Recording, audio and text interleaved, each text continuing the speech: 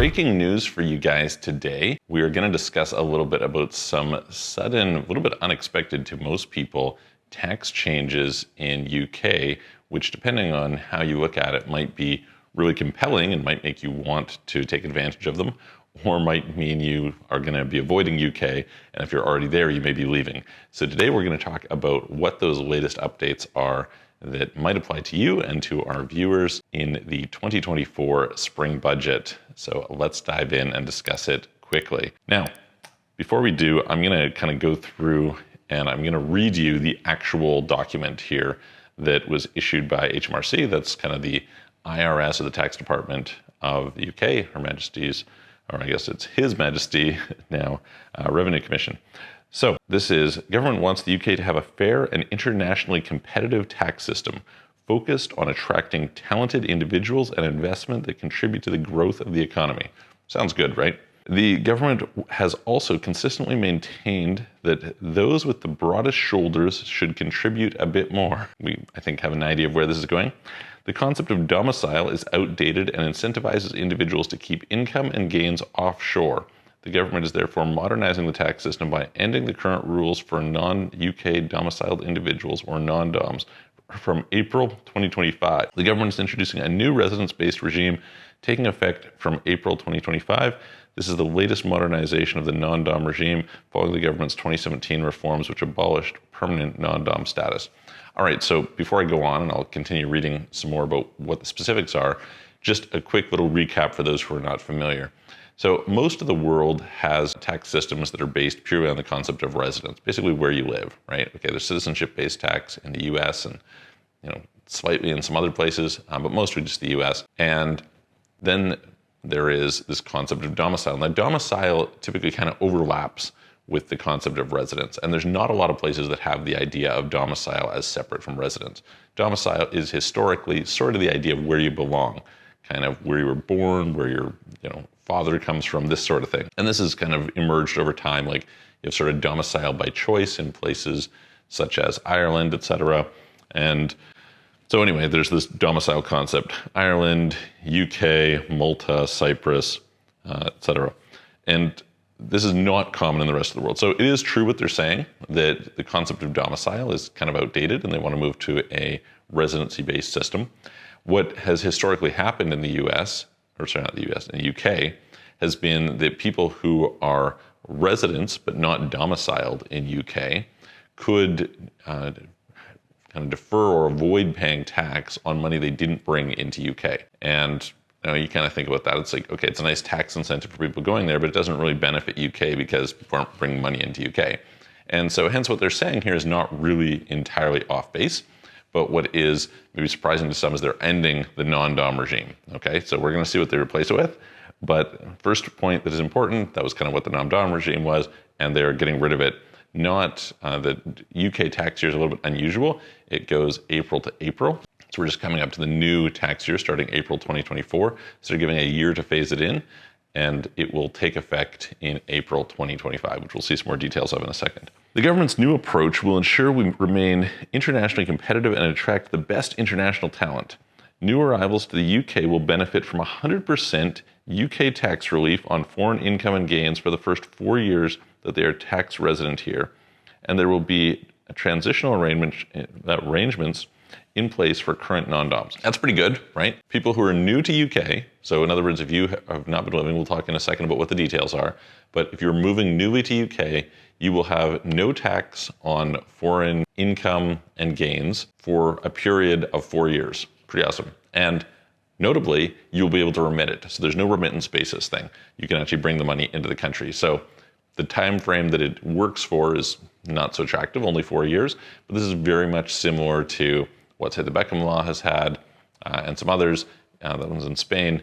But in this particular case, you don't actually have to worry about actually qualifying. It's just purely the fact that you're new to the country, which is pretty cool. There was some talk originally that they would maybe go with the Italian or Greek system with a flat 100,000 tax or something like that. But they turned out obviously not to do that. And they're just going plain zero tax. So very attractive, obviously only on foreign income and gains, but that could be a big deal. Okay, continuing on. Those who have established ties with UK and benefit from our public services should contribute accordingly. Makes sense. Therefore, under the new system, anyone who has been tax resident in the UK for more than 4 years will pay UK tax on any foreign income and gains, as is the case for other UK residents. What they're basically saying here is all the people who are in the non-dom system right now are going to lose it. This reform raises $2.7 billion per year by 2028 to 2029, which is an addition to the current $8.5 billion which non-doms pay in UK tax each year. I'm highly skeptical of any projections that any government makes about this sort of stuff. They always project, oh yeah, this is budget neutral, et cetera, and the deficits always rise. So I would take that with a grain of salt. Changes to the non-dom regime. Non-doms are individuals whose permanent home or domicile is considered to be outside the UK. The current non-dom regime is a favourable tax regime which allows non-doms who are UK resident to opt to use the remittance basis of taxation. This means that whilst they pay tax on their UK income and gains in the same way as UK domiciles, they pay tax on their foreign income or gains only when they are remitted or brought into the UK. This reform removes preferential treatment based on domicile status for all new foreign income and gains which arise from April 2025. This reform will abolish the remittance basis of taxation for non-dom and replace it with a modernized regime that is simpler and fairer. For new arrivals who have a period of 10 years consecutive non-residence, there will be a full tax relief for a 4-year period of subsequent UK tax residence on foreign income and gains arising during this 4-year period, during which time this money can be brought into the UK without additional tax charge. I mentioned before, 4 years allows remittance, no tax. The caveat they're mentioning here is you have to have been non-resident of UK for the previous 10 years. Now, this is kind of good for people who are non-UK residents who would like to move back to UK, right? If you've been living abroad for a period of 10 years and you move back to UK, now you can get 4 years tax holiday. That's pretty cool. Obviously, you could kind of, in certain cases, have already been able to do that if you had another domicile, but here you wouldn't need that domicile at all. This domicile concept is going away. Existing tax residents who have been tax resident for fewer than 4 tax years and are eligible for the scheme will also benefit from relief until the end of their 4th year of tax residence. So in other words, if you moved to UK 2 years before and it starts, you're going to have 2 years where this applies to you. I have a good friend, I sent it to him earlier this evening, and he was kind of mentioned because he's moving to UK in like a few days, and so it was a bit of a shocker for him. So he'll start the first year in 2024, and he'll get 3 years. So that'll be under the non-dom thing, and then the next 3 years he'll be able to get this full situation with no tax. This is much simpler and more attractive than our current approach, as these individuals will be able to bring foreign income and gains into UK without attracting any tax charge, encouraging them to spend and invest these funds in UK. That's probably legit. Non-doms taxed on the remittance basis are eligible for overseas workday relief during their first 3 years of UK tax residence. Overseas workday relief will be retained and simplified under a new system. Under the new system, regardless of where an individual is domiciled, and after transitional arrangements, see below, anyone who has been a tax resident in the UK for more than 4 years will pay UK tax on any newly arising foreign income and gains, as is the case for all other UK residents. This new regime is more generous than countries which have no equivalent scheme, and will be competitive against countries who operate similar schemes, similar systems for new residents. I mean, I am an expert in international tax, and I can say, this is fairly attractive. It's very similar to a program they actually have that not that many people talk about in New Zealand, and there are, a few other similar schemes. But this being said, it's fairly attractive, I would have to say, for those 4-year period. Liability to inheritance tax also depends on domicile status and location of assets. Under the current scheme, no inheritance tax is due for non-UK assets of non-doms until they have been UK resident for 15 out of the past 20 years. The government will consult on the best way to move IHT to a residence-based regime. To provide certainty to affected taxpayers, the treatment of non-UK assets settled into a trust by a non-UK domiciled settler prior to April 2025 will not change, so these will not be within the scope of the UK IHT regime. Decisions have not yet been taken on the detailed operation of the new system, and we intend to consult on this issue in due course. All right, so now they're going to talk about the transition from there. IHT, just so you know, that's inheritance tax in the US, or sorry, in UK. I keep making this mistake. UK tends to be some of the toughest tax in UK to get around, interestingly. Anyway, given these reforms represent a significant change for those existing non-doms affected, the government is announcing targeted transitional arrangements for existing non-doms. There will be 1. Temporary 50% reduction on the personal foreign income subject to tax in the 2025-2026 for non-doms that lose access to the remittance basis on April 6, 2025 and are not eligible for the new 4-year foreign income and gains exemption regime. So 50% discount for the first year, basically. Rebasing, and that's only for people who were already qualified under the non-dom, but will have extended beyond the 4 years. So people in 5th, 6th, 7th, 10th, whatever year. Rebasing of capital assets to 5th of April 2019 levels for disposal that take place after 6th of April 2025 for current non-doms who have claimed the remittance basis. This means that when foreign assets are disposed of, affected individuals can elect to be taxed only on gains since that date. I mean, I don't necessarily think this is that great a thing. Honestly, if I was a non-dom, I would be planning around this in other ways. Basically, they're saying, okay, say you've been holding that asset for the last 20 years, no problems. We're only going to tax you on the last 6 years of gains.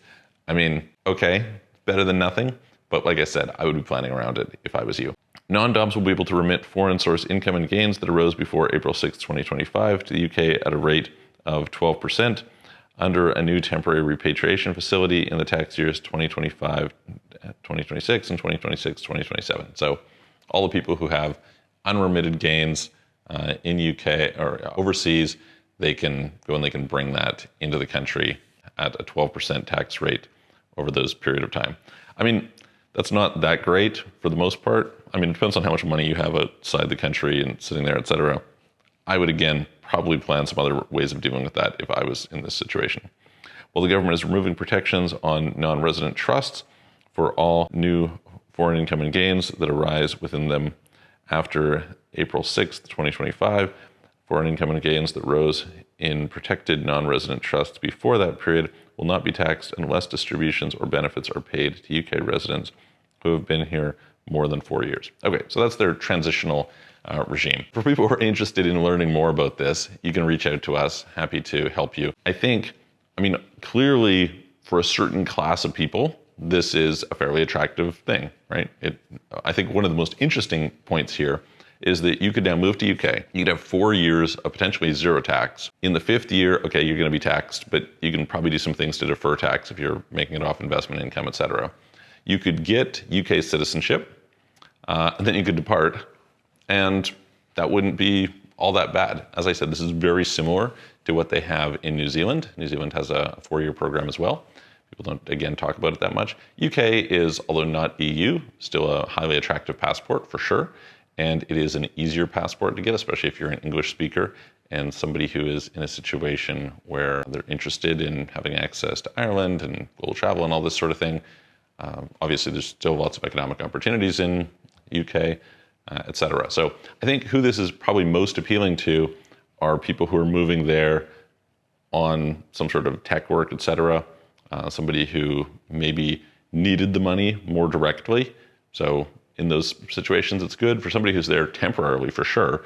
I mean, if you're moving from, let's say, Switzerland or Canada or Australia or some other place, and you have a high-paid job, you're moving to UK for a period of 4 years. You could go, you could earn your local income, you keep all your investment income before, coming in, pay no taxes on it during that period of time, and then leave, and basically you got 4 years of tax-free investment income, which is probably better than what you were getting in your home country. So not a terrible regime.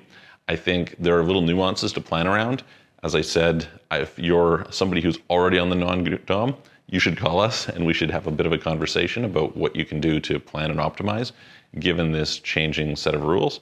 Obviously, you've got a little over a year to make those transitions, and so that's good. But I think there's a lot of people with a lot of money who are going to be affected, and they will want to think about how things go.